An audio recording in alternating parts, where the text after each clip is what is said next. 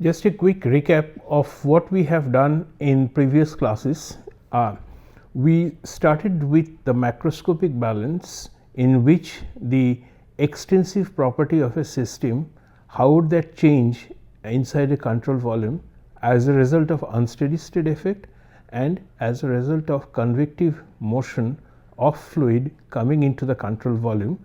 Based on that, we have started with an equation which looks something like this, that for a control volume, this is the expression with which was the starting point of all our previous discussion, where the dn dt is the total rate of change of an arbitrary extensive property of the system. The second term is the time rate of change of the extensive property n, it could be anything within the control volume, and the corresponding intensive property is eta. So, eta is nothing but n by m, where m is the mass. So, eta is the intensive property corresponding to the extensive property denoted by capital N. And the last term, this term on the right hand side gives us the net rate of efflux, that is the algebraic sum of inflow and outflow of the extensive property N through the control surfaces. So, with this equation, we took this n in the first case to be the mass of the system, and if n is the mass of the system, then obviously the corresponding intensive property would simply be equal to 1, and the equation which we have obtained out of that is nothing but the for this case what we get is the conservation of mass, equation of conservation of mass, or the integral form of the continuity equation. In the second part, we take the extensive property to be equal to momentum, such that capital N is now the momentum. So, therefore, the corresponding intensive property would simply be equal to the velocity of the control volume. So, if N is equal to P, where P denotes the momentum, therefore, the corresponding intensive property would be V, and the dn dt, which now becomes equal to dp dt, would simply be the time rate of change of momentum, which is nothing but the force acting on the system. So, here also instead of eta, we are going to put v, the velocity, and therefore, this is going to be the unsteady state term, and this is the net efflux of momentum through the control surfaces into the control volume. So, dn dt system is when at the limiting condition when the system and the control volume coincide, and in that case dn dt would simply refer to the forces acting on the control volume.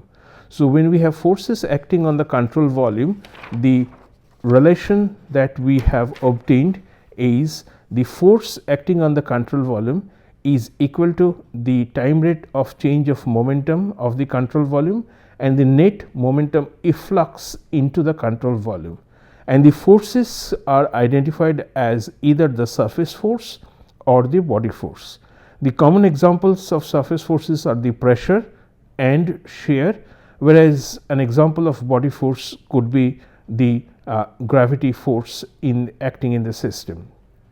So, this equation is known as the momentum equation, or rather the integral form of the equation of motion.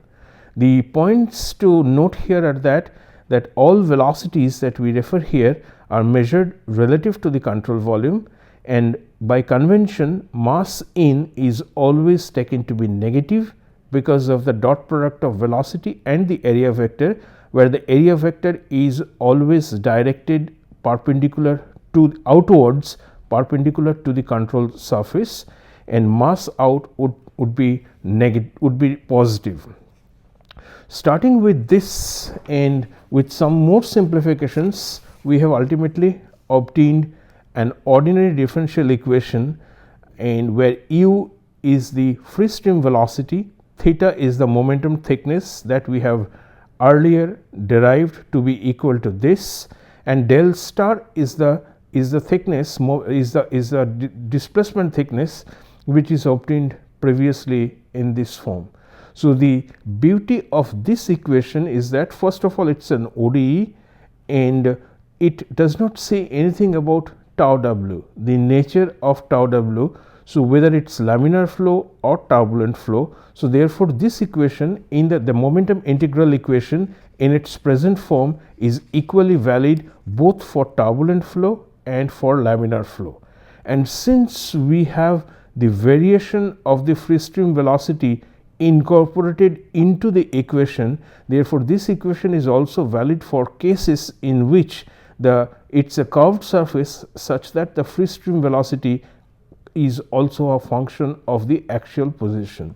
So, this is a very general equation, and we have seen the use of this equation in solving some of the problems that we have done before, and the final form for the case of flow over a flat plate that we have obtained in the previous class, where delta by x, the growth of the boundary layer as a function of axial position and as a function of other parameters, including the imposed condition of the approach velocity, which is embedded into Reynolds number, and the properties of the fluids also incorporated in the Reynolds number, they are of this form.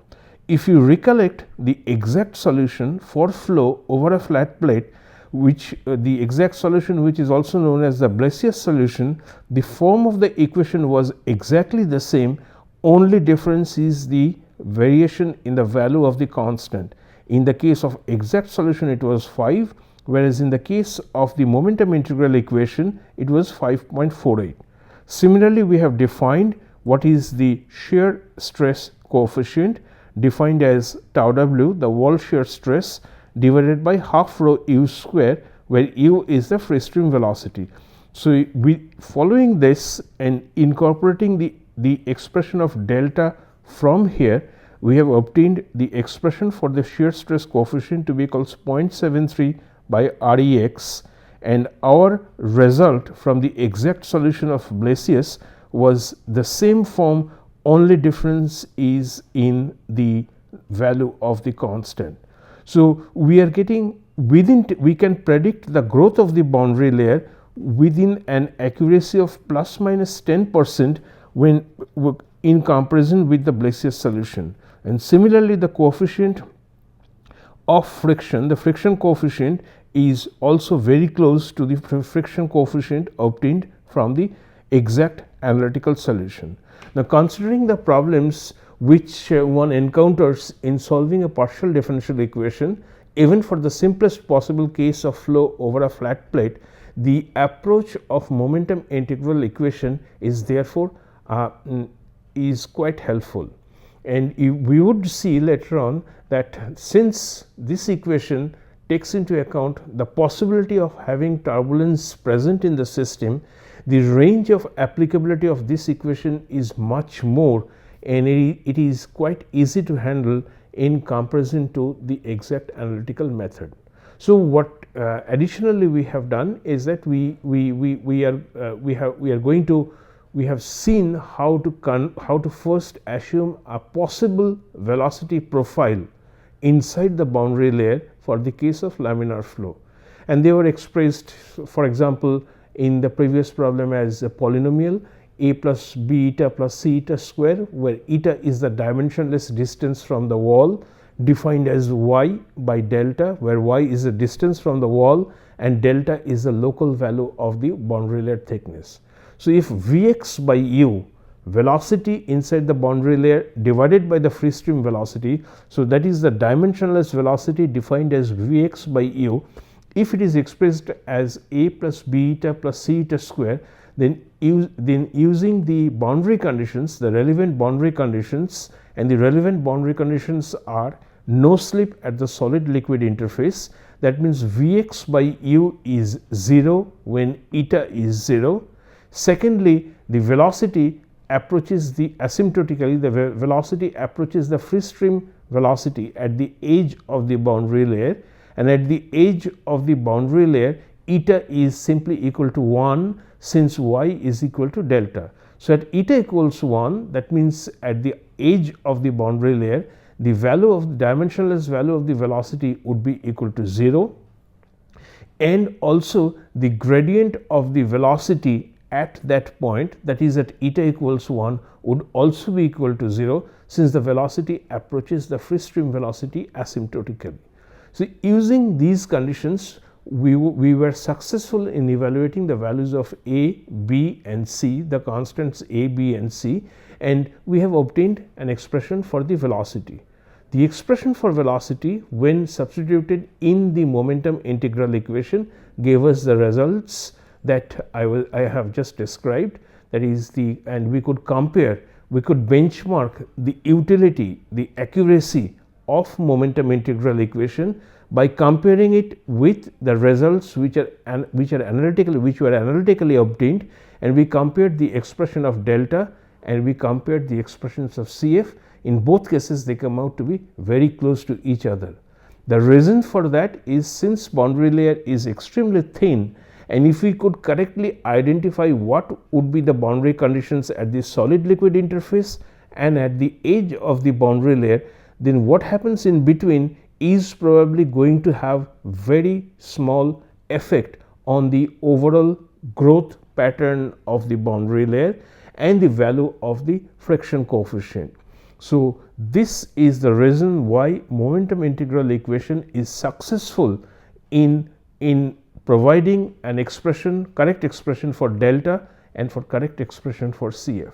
So, these are reasonably accurate, within 10% accuracy, considering the less amount of effort that we have to provide, we have to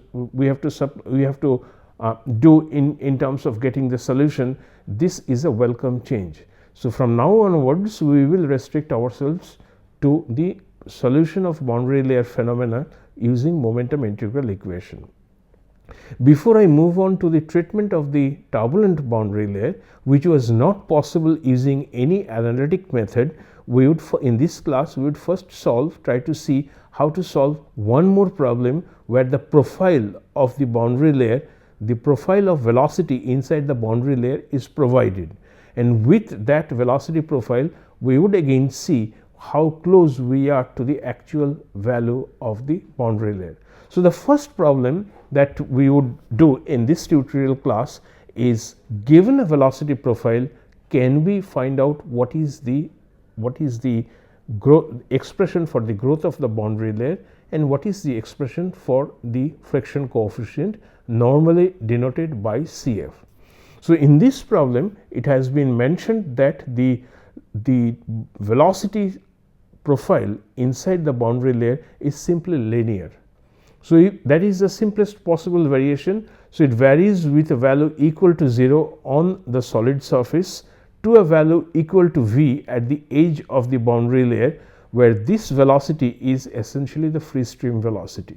So, if I express the non-dimensional velocity as Vx by capital U, where capital U is the free stream velocity, then Vx by U has a value equal to 0 at eta equals 0, and Vx by U would be 1 when eta is equal to 1, that means at the edge of the boundary layer. Remember that eta is defined as y by delta, where delta is the local film thickness. Therefore, the simplest possible profile that we can think of is Vx by U is simply equal to eta. The functional form of the velocity variation inside the boundary layer is Vx by U is equal to eta, and we would quickly see how this can be used with the help of momentum integral equation to obtain an expression for delta, the thickness of the boundary layer, and an expression for CF. So, we start with our analysis of the assumed profile that Vx by U is simply equals eta, and see from there how to proceed in order to obtain the expressions of delta and CF. So, we start with the momentum integral equation, which is tau w is rho u square d del dx from integration from 0 to 1 u by capital U, the velocity inside the boundary layer, and the free stream velocity 1 minus small u by capital U d y by delta. And we note here that it has been given that u by u is simply equal to eta, that is, the linear velocity profile is prescribed for this condition. So, this can now be written as rho u square d del dx and beta, where this beta is essentially this definite integral. So, beta is going to have just a numerical value. So, since u by u the velocity profile is given, so we can now find out what is going to be the definite integral, which is a very simple step d eta. So, this is from 0 to 1 eta 1 minus eta d eta, and this would, once you integrate, this would result in the numerical value equal to 1 by 6. So, this beta is therefore equal to 1 by 6, since we have assumed a linear velocity profile. And also, if the fluid is Newtonian, then wall shear stress can simply be written as following Newton's law of viscosity, del y at y equals 0. So, this is for a Newtonian fluid, and if I express everything in terms of the dimensionless velocity, which is this, and the y is transformed to eta, then what I would get is simply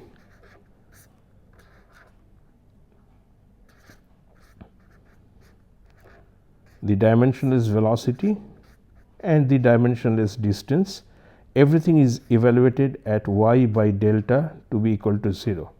In other words, this now becomes mu u by delta in del u by capital U by del eta at eta equals 0.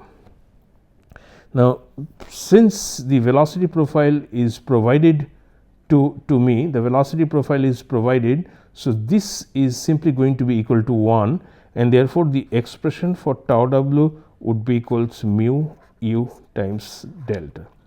So, what I have then is I have found out what is going to be the left hand side of the momentum integral equation, mu u by delta, and the right hand side of the momentum integral equation, which is simply going to be 1 by 6 rho u square d del dx.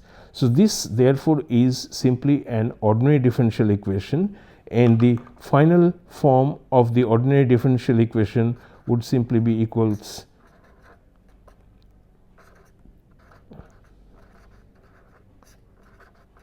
times 1 by 6.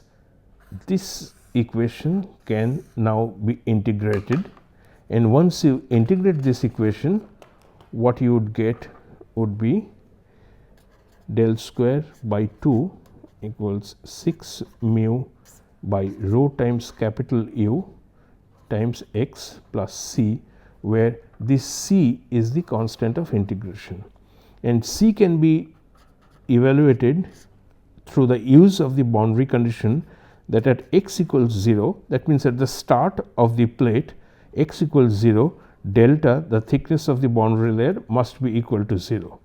So, using this boundary condition, you would get the value of c to be equal to 0, and thus this delta by x would simply be equal to 12 mu by rho u x, or delta by x to be equals 3.46 by root over r e x. Similarly, if you find out the expression for Cf by definition, which is equal to tau w by half rho u square, this would be 2 mu by rho u delta, and when you put the expression for delta from here to this, what you would get is Cf equals 0.577 by root over r e x. Compare this with the Blasius solution, where the form would remain the same except the constant would be 5.0.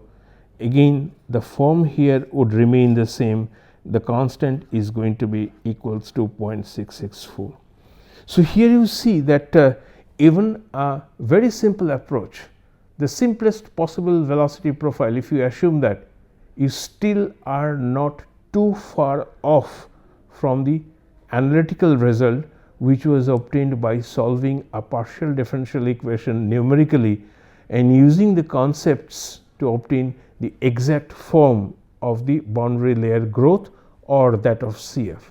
So this again underscores the utility of momentum integral equation in solving any problem. So far we are limiting ourselves to laminar boundary layer, and this is going to be the method of choice for all solutions from now on. I would also solve one more problem regarding the involving the use of momentum boundary layer, use of momentum integral equation, and this problem is essentially a flow, again flow over a flat plate, and there not only you have to obtain what is going here, also a profile would be provided. If the velocity profile is not provided, you can assume a polynomial and find out what is going to be the variation, of the velocity as a function of eta, the dimensionless distance from the wall. And in this specific problem, it was asked what is the maximum value of the boundary layer thickness, and where do you get the minimum value of the wall shear stress. So if I have flow over a flat plate, at which point you are going to get the maximum thickness of the boundary layer, and secondly, where are you going to get the minimum value of the wall shear stress. So the first question is obvious. If there is a flow over a flat plate, and since the boundary layer keeps on growing, you would get the maximum in the boundary layer thickness at the end point of the plate. So when you reach to, since the boundary layer keeps on growing, when you reach the end of the plate, the thickness of the boundary layer is going to be the maximum. So that's an obvious answer, but we would still see if we get if we get the same value. But the question of shear stress is not that straightforward. At which location the shear stress is going to be minimum. So that is the second part of the problem. And the third part of the problem is find out what is the total force exerted by the fluid on the solid plate. In other words, in order to maintain the solid plate at a static position in a flowing fluid, what force must be exerted. Okay. So that's the third problem, third part of the same problem. So given a profile, find out the maximum value of the boundary layer thickness, find the location and magnitude of the minimum wall shear stress, and an expression for the total force experienced by the solid plate due to the motion of the fluid. That is the problem which we are going to solve now. So here also it has been mentioned that the velocity profile, which is Vx by u, is of this form: 3 by 2 y by delta minus half y by delta cube. So this is the profile which has been provided to us, and using the methodologies already prescribed here, the momentum integral equation, it would be easy for you to obtain, but I would still request you to do it on your own. You would see that delta by x would turn out to be 4.64 by root over Rex. The kinematic viscosity for the fluid is given as 1.0 into 10 to the power minus 6 meter square per second, and the length of the plate is 0.1524 meters, and width of the plate is 0.914 meter, and the velocity, free stream velocity, is provided as 1.22 meter per second. So this is free stream velocity, and since its flow over a flat plate, this is also equal to the approach velocity. So since delta by x is given in this form, so you can see that the expression is simply going to be x by root over r e x, and the delta max would simply be equal to at x equals L. That means if I have flow over this, then of course the delta max is going to be at x equals L. So x equals 0 to L. So therefore delta max would be equal to at x equals L. So when you plug in the values, delta would be 4.64 and 1 into 10 to the power minus 6, which is the kinematic viscosity meter square per second. The length is simply going to be 0.1524 meter, and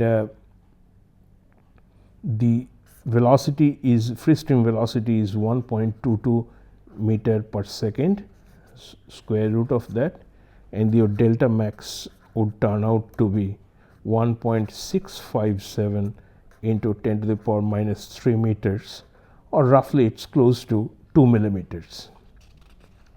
The wall shear stress, on the other hand, the expression for that, the wall shear stress, so this is why it's going to be plus mu times del Vx del y at y equals 0. When you transform it to in terms of the dimensionless quantities, it would simply be mu u by delta d Vx by u dy by delta, and it is evaluated, wall shear stress is evaluated at a point where y by delta is equal to 0. So therefore your tau w would be equal to mu u by delta, and for this we plug in the expression of Vx by u that has already been provided to be 3 by 2 y by delta minus half y by delta cube. So when I plug this in over here and take the differential, what I would get is 3 by 2 minus 3 by 2 y by delta square. Everything is evaluated at y by delta to be equal to 0. So this tau w would therefore turn out to be 3 mu u by twice delta. So tau w minimum would be at a point where delta is maximum.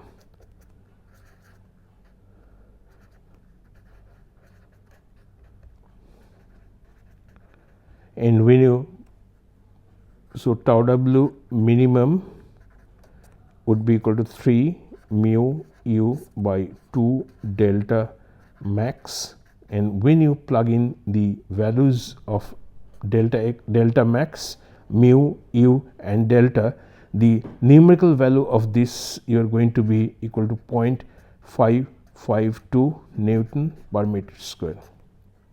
So therefore the minimum value of the wall shear stress will be 0.552 Newton per meter square, and it would take place where x is equal to L. So at the edge of the boundary layer, you get at the end of the plate, the location at the end of the plate would provide you with the maximum value of the boundary layer thickness, and also at this point you would get the least value of wall shear stress. So wall shear stress is a monotonically decreasing function of distance, and delta is a monotonically increasing function of x. So since tau varies from point to point, therefore the total force exerted by the fluid on the plate will also vary with position.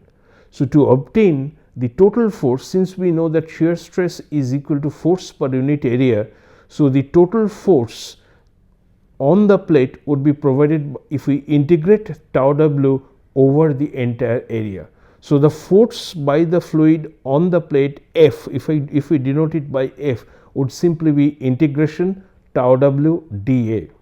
Now tau W is not a function of W, the width of the plate.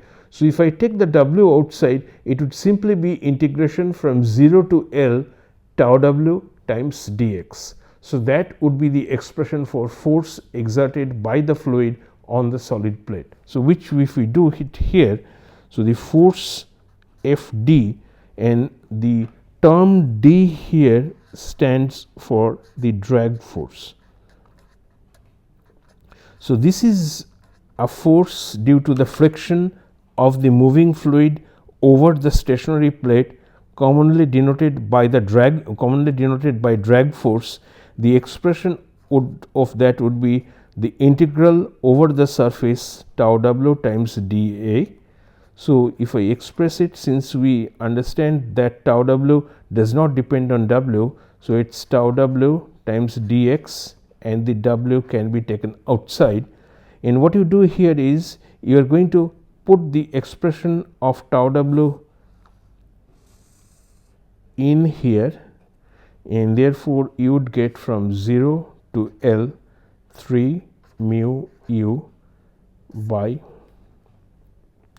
2 delta times W dx, 0 to L 3 mu u 2, and the expression of delta from the previous page, where the expression of delta was 4.64 x by root over Rex. If we put it in there, what we would get is into 4.64 root over u by nu x times W times dx.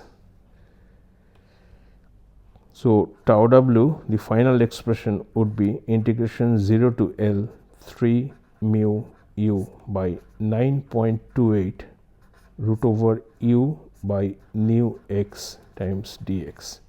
So the rest is simple. You can simply do the integration over the entire length of the plate from 0 to L and obtain an expression for the force on the plate, and the final expression for tau W can be obtained from there, which I again leave it for you to find out what would be the final expression for tau W.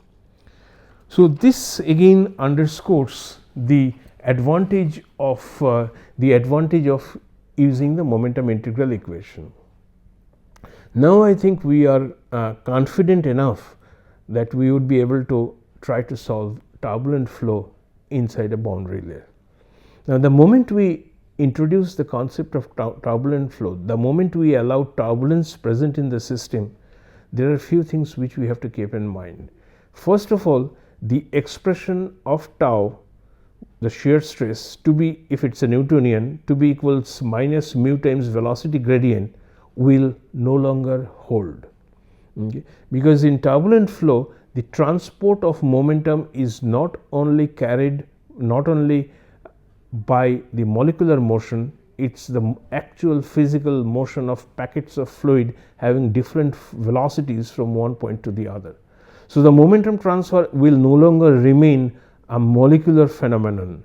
It will also involve the formation of eddies or packets of fluid which will move with a specific momentum and therefore transport momentum in between layers in a fashion that we did not encounter or we did not envisage in our treatment of the laminar transport of molecular momentum or shear stress. In other words, the shear stress in turbulent flow would be much more significant as compared to the laminar flow. So we have to keep in mind the molecular transport as well as the convective transport of momentum.